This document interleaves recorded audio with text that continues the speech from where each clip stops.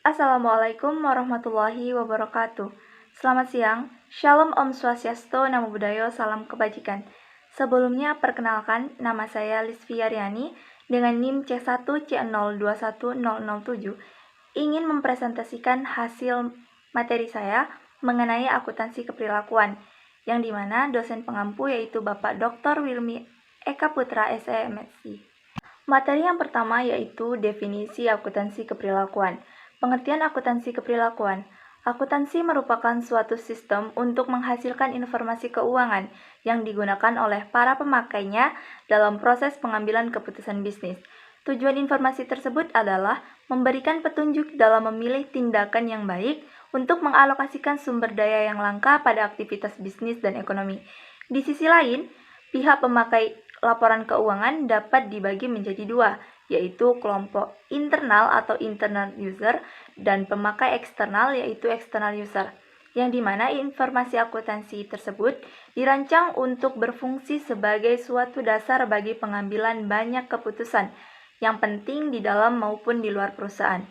Sistem informasi dimanfaatkan untuk membantu dalam proses perencanaan, pengordinasian, dan pengendalian yang kompleks, serta aktivitas yang saling berhubungan untuk memotivasi orang-orang pada semua tingkatan di dalam perusahaan. Materi yang kedua yaitu akuntansi konvensional. Akuntansi adalah suatu kegiatan jasa yang fungsinya adalah memberikan informasi kuantitatif, terutama yang bersifat keuangan, mengenal suatu entitas ekonomi yang dimasukkan untuk digunakan dalam pengambilan keputusan ekonomi sebagai dasar dalam memilih di antara beberapa alternatif. Di samping itu juga, dari sudut bidang studi, akuntansi dapat diartikan sebagai perangkat pengetahuan yang mempelajari rekayasa penyediaan jasa berupa informasi keuangan kuantitatif dari suatu unit organisasi dan cara penyampai atau pelaporannya informasi tersebut kepada pihak yang berkepentingan untuk dijadikan dasar dalam pengambilan keputusan ekonomi. Dengan demikian, informasi keuangan melalui pelaporan keuangan sebagai tujuan beberapa diantaranya yaitu yang pertama, menyediakan informasi laporan keuangan yang dapat dipercaya dan bermanfaat bagi investor serta kreditor sebagai dasar pengambilan keputusan dan pemberian kredit. Yang kedua, menyediakan informasi mengenai posisi keuangan perusahaan dari kekayaan tersebut. Yang ketiga, menyediakan informasi keuangan yang dapat menunjukkan kinerja perusahaan dan menghasilkan laba. Yang keempat, menyediakan informasi keuangan yang dapat menunjukkan kemampuan perusahaan dalam melunasi hutang-hutangnya. Dan yang terakhir adalah menyediakan informasi keuangan yang dapat menunjukkan sumber-sumber pendanaan perusahaan. Materi yang ketiga yaitu akuntansi sebagai suatu sistem informasi. Akuntansi menjadi yang terdepan dan berperan penting dalam menjalankan ekonomi dan sistem sosial ketika kita mengambil keputusan oleh para individu, pemerintah, badan usaha lainnya. Tujuan utama akuntansi adalah melahirkan informasi keuangan melalui proses pencatatan, pelaporan, dan interpretasi atas data-data ekonomi yang digunakan sebagai pengambilan keputusan. Sedangkan sistem dapat diartikan sebagai suatu kesatuan yang kompleks dan dibentuk dari berbagai komponen yang saling berkaitan. Selanjutnya yaitu tentang akuntansi adalah sistem. Manajemen, pengguna, dan personel sistem diperlukan dalam pengembangan sistem. Umumnya, kelompok perencana atau tim proyek pengembangan sistem melalui para pemakai, analis, dan wakil manajemen untuk mengidentifikasi kebutuhan pemakai sistem, mengembangkan spesifikasi teknis, dan mengimplementasikan sistem baru. Pengembangan sistem merupakan bagian yang terintegrasi dengan perencanaan perusahaan.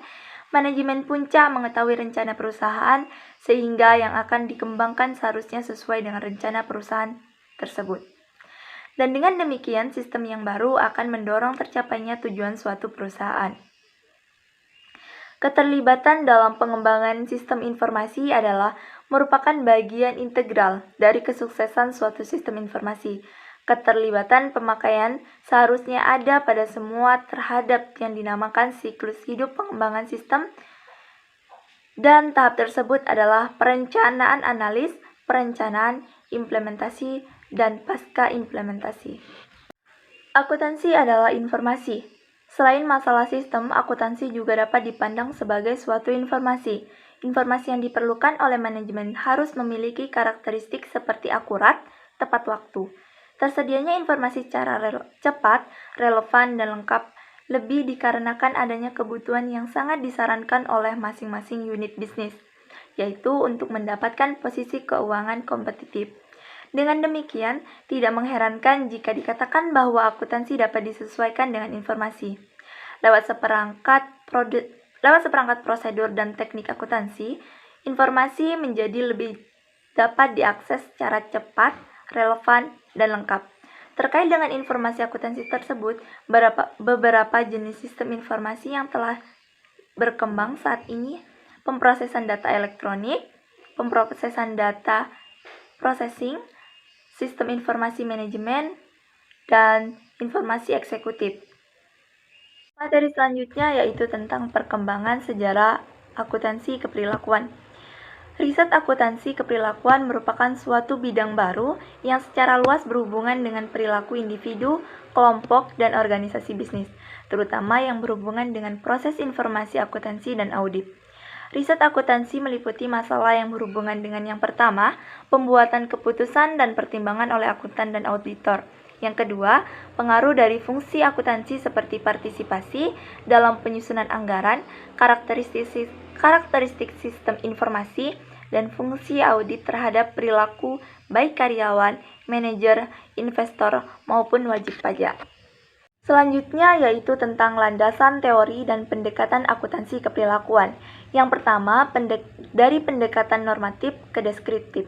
Dari awal perkembangannya, desain riset dalam bidang akuntansi manajemen masih sangat sederhana, yaitu hanya memfokuskan pada masalah-masalah perhitungan harga pokok produk atau HPP, dan seiring berjalannya perkembangan teknologi produksi, permasalahan riset diperluaskan dengan diangkatnya topik mengenai penyusunan anggaran, akuntansi pertanggungjawaban, dan masalah harga transfer.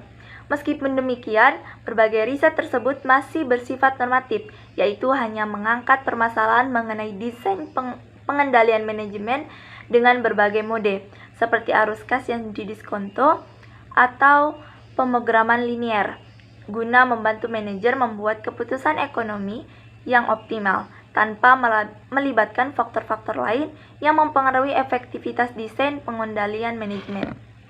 Pendekatan terakhir yaitu dari pendekatan universal ke pendekatan kontingensi. Secara umum, teori ini menyatakan bahwa pembuatan dan penggunaan desain sistem pengendalian manajemen bergantung pada karakteristik organisasi dan kondisi lingkungan, yang dimana sistem tersebut akan diterapkan. Teori ini menanggapi pendekatan universal yang mengatakan bahwa suatu sistem pengendalian bisa diterapkan dalam karakteristik perusahaan dan kondisi lingkungan apapun. Pendekatan universal tersebut didasarkan pada teori manajemen ilmiah atau spesifik manajemen teori. Berbagai riset yang menggunakan pendekatan kontingensi dilakukan dengan tujuan mengidentifikasi